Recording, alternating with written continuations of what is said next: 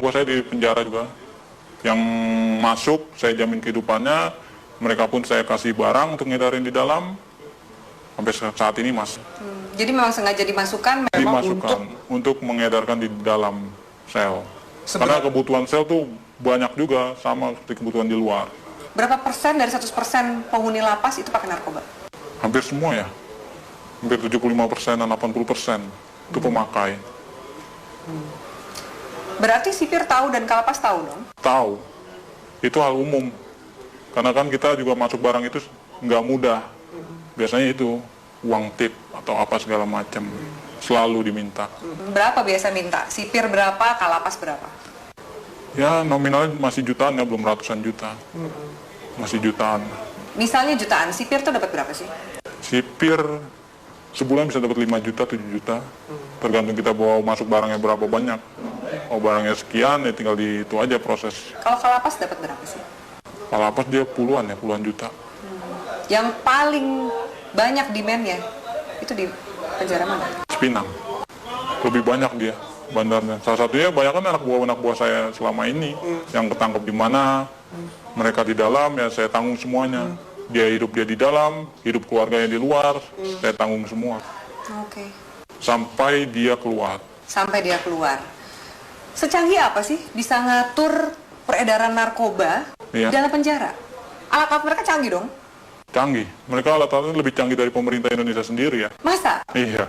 Secanggih apa? Dari mulai telepon, mereka pakai satelit, langsung tembus satelit. Tidak ada lagi lewat operator-operator Indonesia. Mereka semua pakai satelit. Jadi nggak bisa disadap. Nggak bisa disadap. Sangat sulit untuk disadap. Tidak akan ada habisnya Indonesia. Karena Indonesia target terbesar di Asia untuk peredaran. Untuk peredaran. Kenapa Indonesia jadi target? Karena demand yang begitu besar. Demand yang begitu besar. Keuntungannya juga besar. Hukumannya juga ringan. Soal hukuman. Iya. Ringan, berarti nggak mungkin bikin jerak. Apa sih yang bikin jerak aparatnya? Dari mana sih kemudian kalau misalnya mau ngabisin ini gitu? Dari mana sih? Biasanya kalau main di hakim itu buat main hukuman. Peringanan hukuman, segala macam. Anda bayar? Saya bayar. Dalam bentuk uang atau dalam bentuk barang juga Anda kasih? Uang, biasanya uang. Mereka hanya uang. Kadang barang tergantung hakim. Hakim maunya apa ya kita kasih. Banyak klien Anda yang hakim yang make juga? Ada banyak. Ada 10 orang ada. Bagaimana Anda menggunakan uang yang luar biasa banyak ini? Biasanya Anda menghabiskan untuk apa? Biasanya saya habisin buat pesta-pesta aja. Pesta, saya beli barang, segala macam apa, kebutuhan.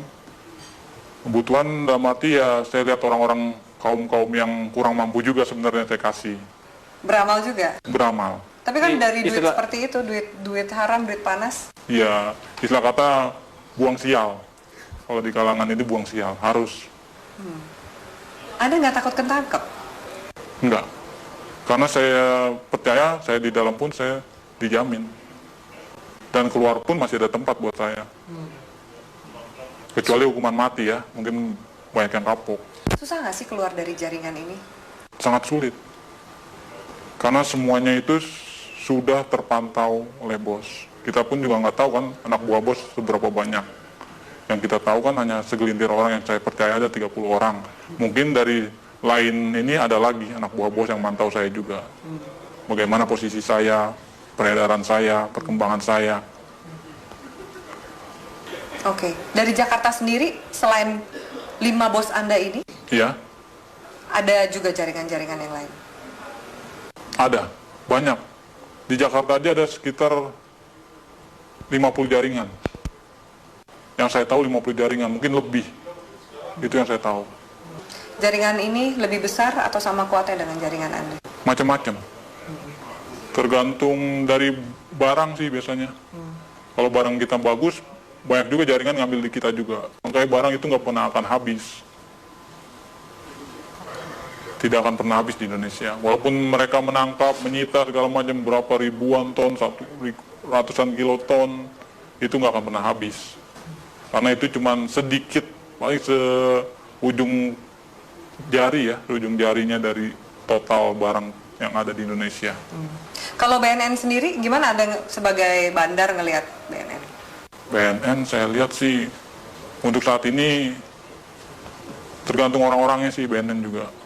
Sama lah sama yang di Polres, Polda, segala macam. Istilah katanya kan orang Indonesia itu hanya butuh duit. Semuanya ujung-ujungnya duit. Asal kita punya duit, ya lolos.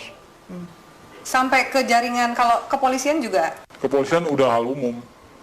Udah nggak bisa ini lagi. nggak mungkin dibersihin. Nggak mungkin dibersihkan. Karena memang aparatnya pun pemakai. Kenal sama bandar, kenal barang, nyuplai barang juga, begitu. Seterusnya. Bea Cukai gimana? Bea Cukai juga mengawasi kan Iya. seperti ini. Bea Cukai ada permainan juga. Maka kita di Bea Cukai itu ada sekitar 5 orang kita pegang di sana.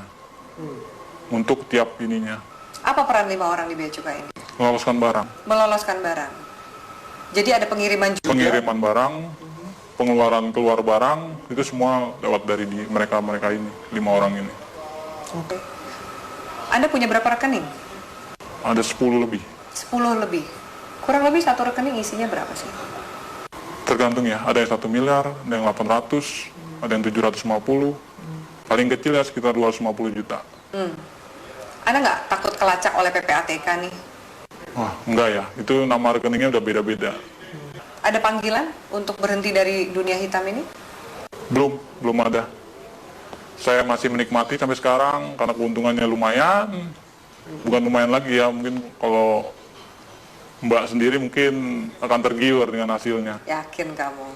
Yakin sekali. Masa? Iya, benar. Belum ada panggilan untuk tobat berarti? Belum. Masih menikmati. Mau sampai kapan? Sampai seterusnya mungkin ya. Sampai tunggu panggilan. Orang tua Anda nggak curiga? Tidak ada yang tahu. Teman-teman kecil pun nggak ada yang tahu. Semuanya saya dan kawan saya yang baik saya kenal saja tahu. Apa enaknya punya uang banyak tapi harus bersikap seperti biasa-biasa dan sembunyi dari semua orang? Itu ya konsekuensi. Karena kalau kita terlalu vulgar pun orang akan mencolok. Ini anak kerjanya apa tapi menghasilkan segala macam, itu malah bakal menimbulkan kecurigaan. Baik dari orang tua, saudara, bahkan lain-lainnya bakalan imbasnya ya penyelidikan dan penangkapan. Apakah jaringan narkoba ini juga masuk ke istana? Istana sebagian ya udah masuk. Lewat mana? Itu organisasi lain. Kita belum bisa sampai masuk ke sana. Mungkin ya organisasi ini lebih kuat dari yang bos saya punya. Itu sudah masuk Ke istana? ke istana. Oke. Transaksinya besar? Tetaplah bersama kami di Metro Malam pemirsa, karena setelah jeda pariwara berikut, Metro Malam masih akan kembali dengan sejumlah informasi.